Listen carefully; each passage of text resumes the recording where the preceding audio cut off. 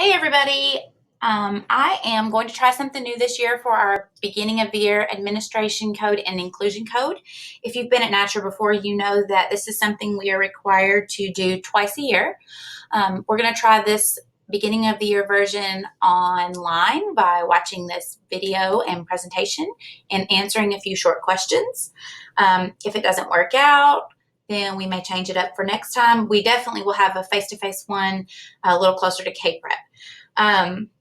Just a couple notes. I will need you to make sure you sign in on the sign-in sheet for the administration inclusion code.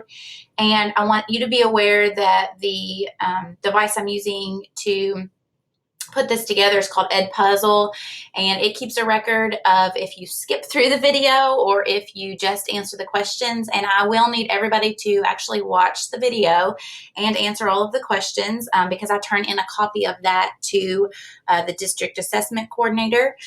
And so I guess I want to say that if you have any questions at all, please do not hesitate to ask those. I don't think there's any bad questions. And we don't just have K-Prep. We also have access testing for our ESL students and alternate assessment for our students that Ms. Faraj services. And those will happen before K-Prep at the end of the year. So it's important that everybody understands all of the pieces that will go together to make this successful.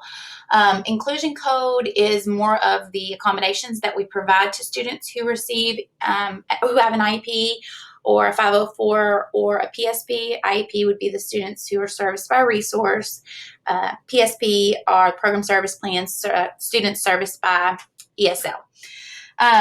And Ms. Lacey kind of heads up the 504 plan. So if you have a question about one of those, I'll be happy to answer that as well. So I think I'm going to get started. I will have to break this into several videos, and hopefully this will be an effective way to also manage your time and that you can watch this at your convenience.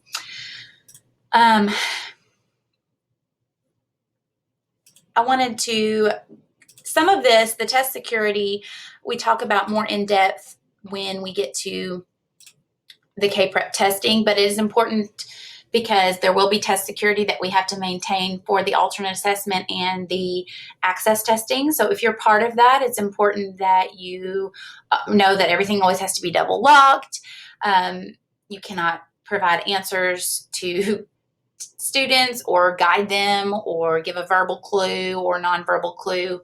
And so it's very important that this is a good display of what the student knows and understands. As you notice, my PowerPoint's a little bit, some of the words are off. I pulled this off of KDE's website, so I apologize. I did look through it and noticed there were some errors, but I thought you could figure out the wording on it, like this one.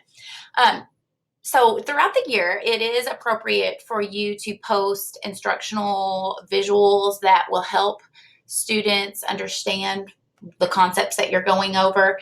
You can leave those up all year except when a state assessment is being given.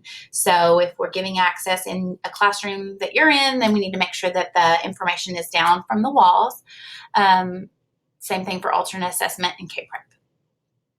Throughout the year, feel free to hang your charts and posters and whatever else that you create to help students understand. During the state assessment, there are certain portions that allow a dictionary and thesaurus. That'll be gone over more in depth when we get to K-Prep. There are certain dictionaries and thesaurus that are allowed for access testing as well. It is appropriate that throughout the year you can motivate kids, but whatever strategies you're using need to be consistent through your testing. Bribery is not something that is appropriate. So they need to be consistent with what you've been doing all year, and that'll include our school-wide reward system. It is appropriate that you embed test-taking strategies into your regular instruction, but this would be done through regular content and not just an isolated test-taking strategies prep course. You can use test prep materials or books. Some of those we have available in different grade levels throughout the year. You can choose to scrimmage. We do not do a school-wide scrimmage. Different grade levels take that on the way they choose, and we leave them that flexibility. If that's something that you want to do and you'd like some help with organizing that, I'll be happy to help you. You can visually scan a student's response, but you cannot indicate that they need to make changes or something like that on a state assessment. That is appropriate, of course, as you're teaching, because that is what teaching is. As you teach, you want to correct students. You want to help them understand their misconceptions. But when it gets to the state testing, that is not appropriate. I talked about that. Inclusions of special populations. So like I said before, this talks more about the accommodations that are allowed and should be provided. So we will get into those. I will take a brief moment to ask some questions, and then we'll talk about the inclusions. All right, inclusion code for special populations, students with IEP, PSP, 504 plan. It is one thing you need to take away from this. It is very important that you understand what accommodations you are supposed to be providing to students who have an IEP, a PSP, or a 504. That is something you need to make sure you are comfortable with at the very beginning of the year. The resource teachers and ESL teachers and Ms. Lacey will make sure you have a copy of that, but it is your role to make sure you understand what that means. I believe our resource teachers have made something like a cheat sheet that kind of puts it in simpler terms, which is very helpful. And ESL talked about doing that as well. So look through that. If you have questions, please ask those support staff, ask me, because we want to never get to the end of the year or halfway through and you realize you were supposed to be providing a reader, or the child wasn't supposed to have a scribe and you've been giving him one. So that is important that you understand the expectation there. I will say there is a mention of alternate assessment. As I mentioned before, these are students that are in our classroom with Ms. Farage, primarily kinder through third grade.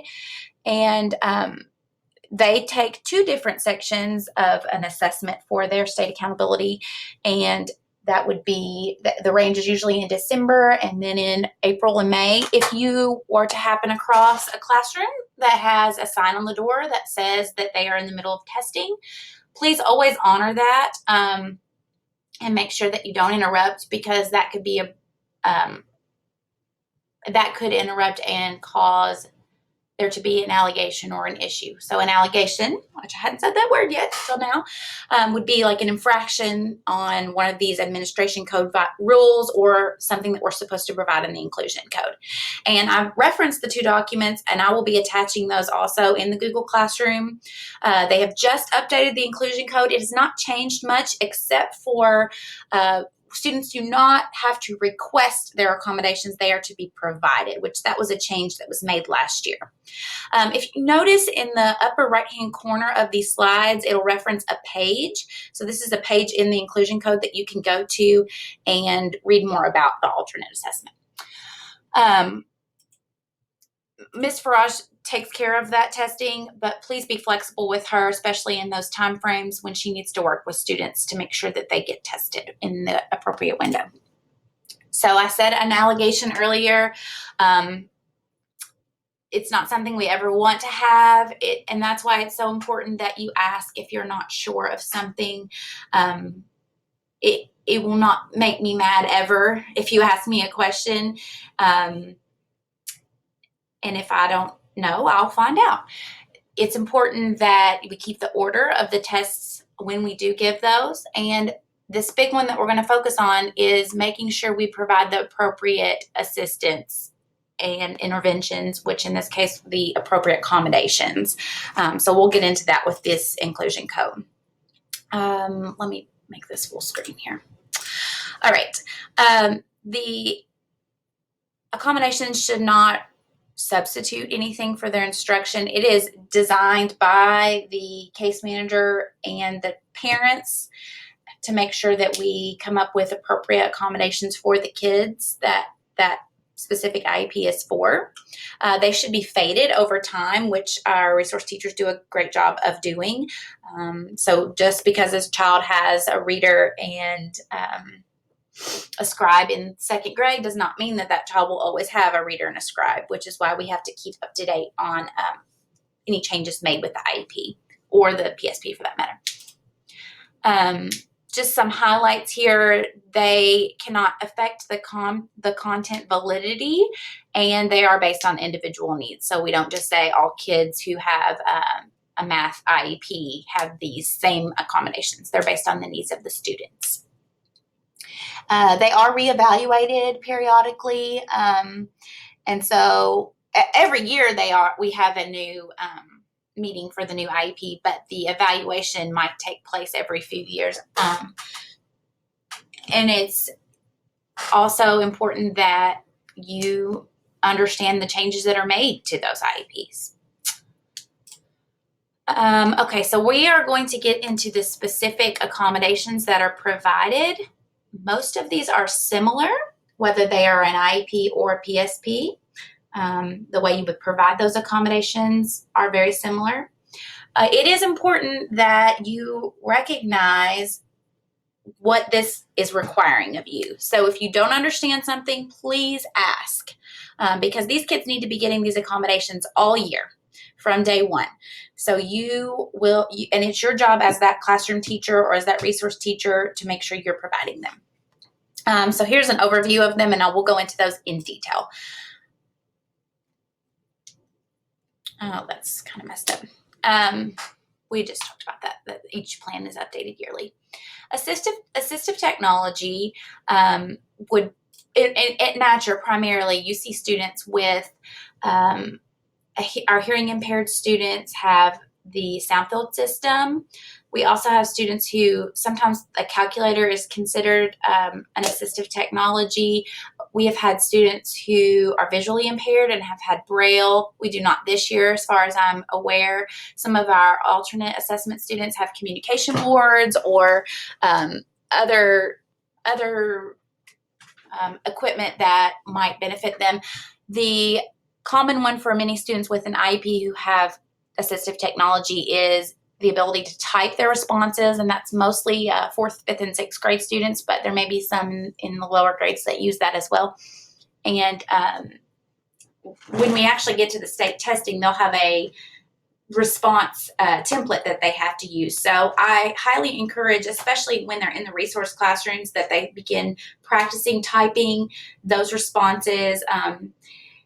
Homeroom teachers need to be aware that they have that ability, and because sometimes you won't get a child to produce any written response when they have to handwrite it, but if they can type it, they can actually produce something. And then there are students who can use voice to speech, which would also benefit and make it more likely that the students would use the resource.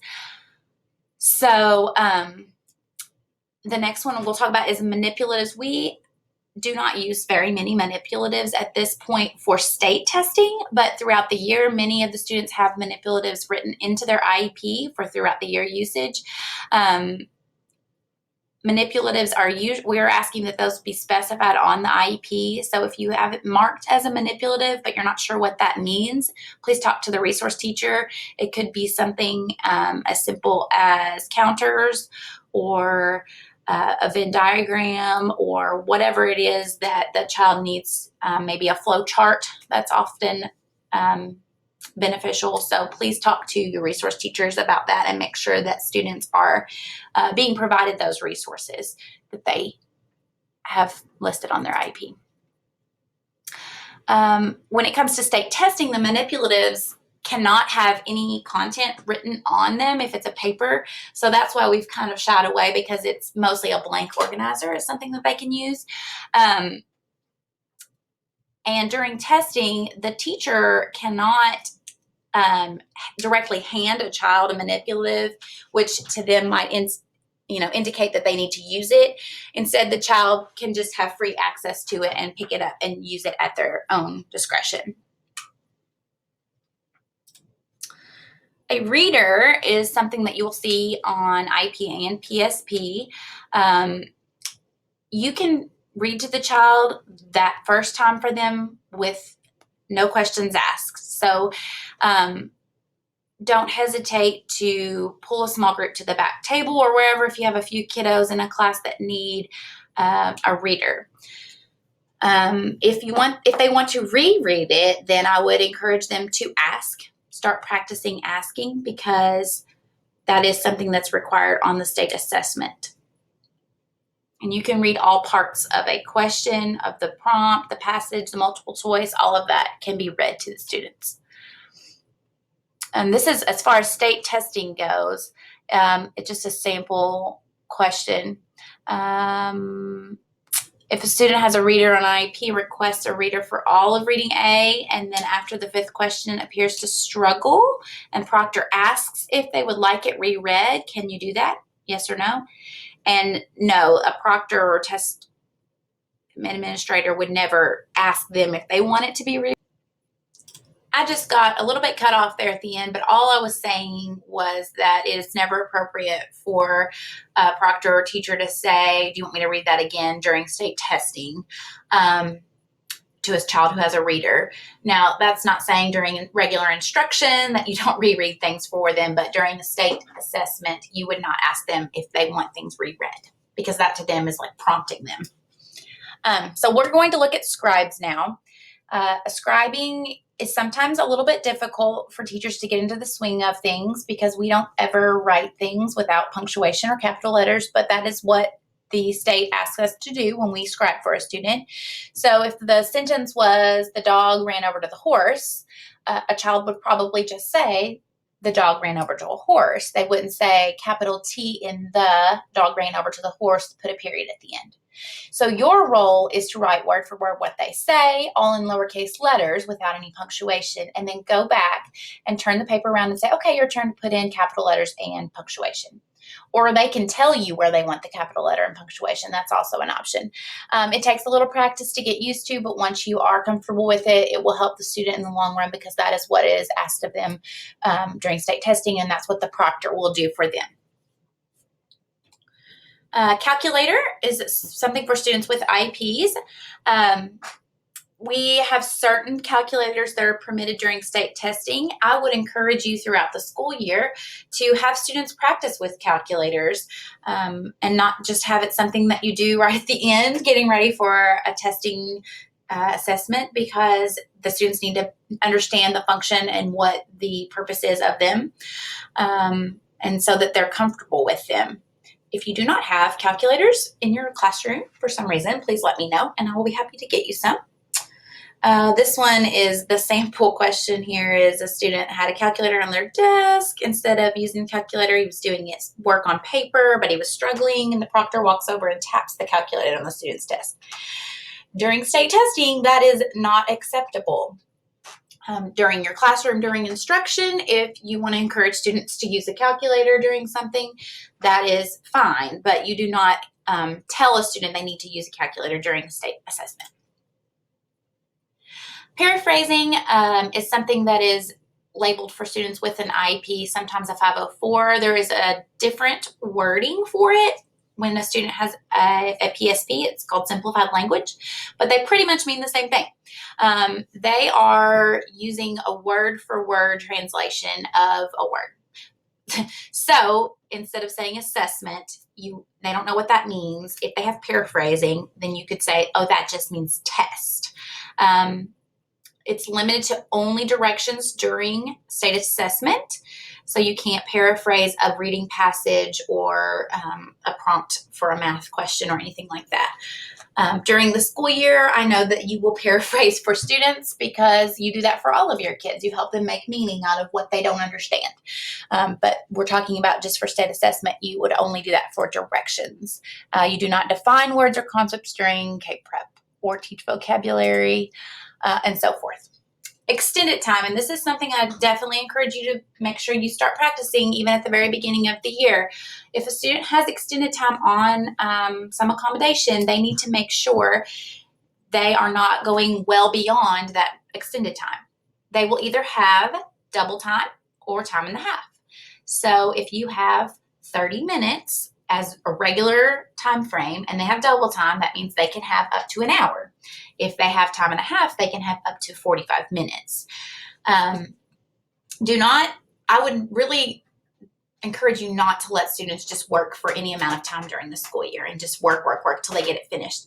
I understand it might take some time to get them down to that time frame that they are required to use on their accommodation. But in general, it's good to have them start practicing within a time frame and having them understand that they have time and a half and what that means for them. So if you give an assignment to everybody and say, okay, you have 30 minutes, make sure you go to that student who has time and a half and say, okay, I'm going to let you have 45 minutes. Let's talk about what that means.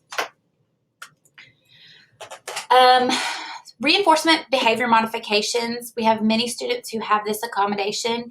It varies depending on the student drastically what that looks like. This is one where you definitely need to talk to your resource teacher to see what works for which students. Some students do need a chart to help them with behavior. Some need frequent breaks. Some need a fidget. Some need a bouncy seat.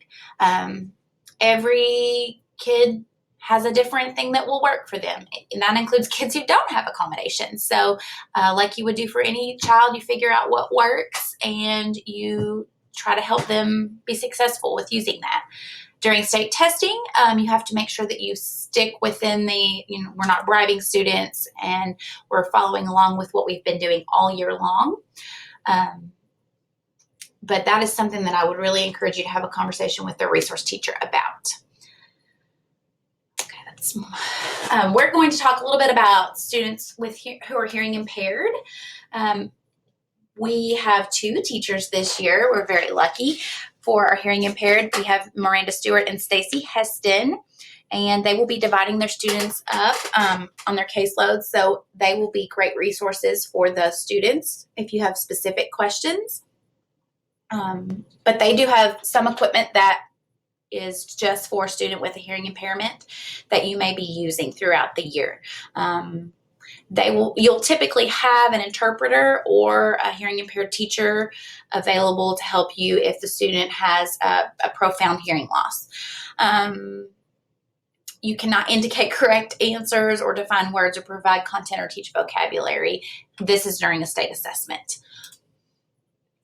There's a separate section for English learners. Let's stop right here and we'll ask one more question and then we will finish this up. Okay, we're on the last leg here.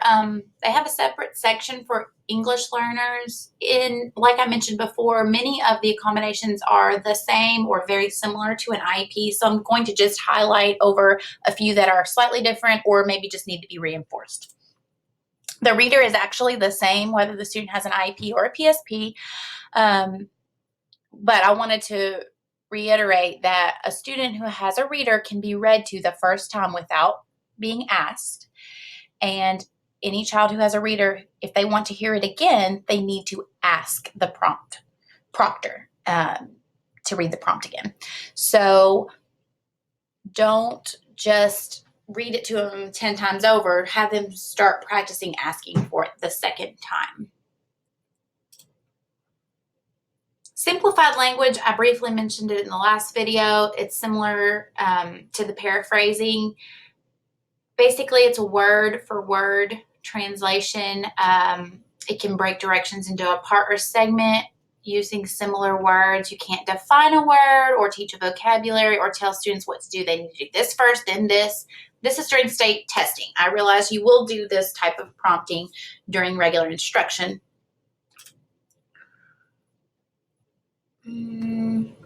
This was a sample I used earlier. Changing the word assessment to test is appropriate. The first one is talking about simplifying a passage, and you cannot simplify a passage in state testing. It is only used for directions. Oral native language support is something that we mostly use throughout the year and not on state assessment. That would be assisted primarily because we don't have a lot of people who speak the native language. But we use this sometimes. Maybe you have a student who speaks the same language as a student who just moved in from Japan, and so they may support one another. A language support for you would be the In Any Language resource, which is a phone number you can write down. I'm getting ready to tell you. Here you go. Write down 1-866-908-6156. And you can give the operator your code, which is 2701. Miss Rand and Miss Hoffman usually put that information in your green ESL folder that you will get. I have used it. It is wonderful. They will translate and let you help. It will help you, not necessarily talking to students, but talking to families. So that is very helpful throughout the year.